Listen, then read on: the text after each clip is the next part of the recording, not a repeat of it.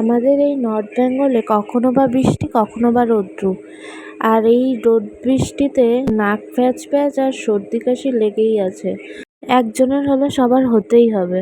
এখন আমরা দুজনেই বিছানায় পড়ে গেছি, আর এই ভিডিওটা 2 দিন আগের ভিডিও।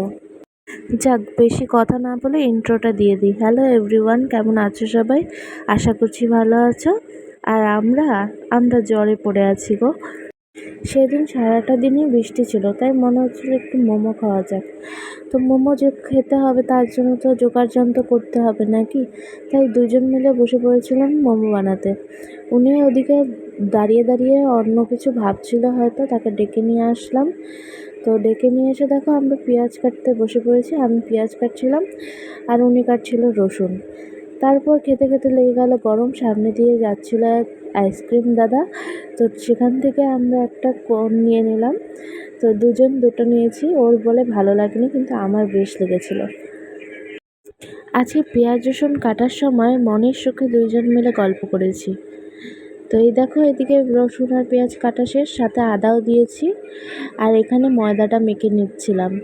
ময়দাটা মেখে রেখে সন্ধ্যা দিতে যাব। সন্ধ্যা দিয়ে এসে তারপর বানাবো। তো এদিকে দেখো ময়দাটাও মাখা কমপ্লিট। চলো তাহলে এখন সন্ধ্যাটা দিয়ে আসি। আমার লক্ষ্মী ঠাকুরটা কেমন হয়েছে জানিও। কিছু না, ছোটো মোটো করে পেতেছি আর কি। আমাদের যেহেতু লক্ষ্মীর ঘট ছিল না, তাই লক্ষ্মীর ঘটও পেতেছি।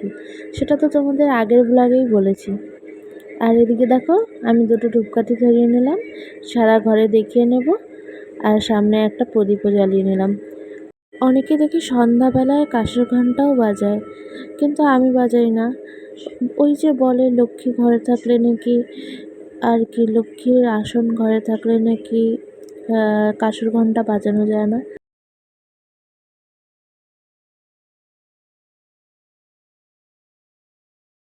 তো কোনটা ঠিক আমি নিজেও জানি না।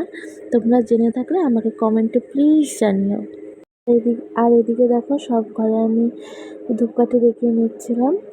আর আজকের ভিডিওটা কেমন লাগলো তোমরা অবশ্যই কমেন্ট করে জানিও। আজকের ভিডিওটা এইটুকুই, দেখা হচ্ছে নেক্সট ভিডিওতে। আর আমার এদিকে মোমো বানানো কমপ্লিট, আর এখানে শাশুড়ির জন্য কিছুটা আমি মোমো প্যাক করে দিয়েছি।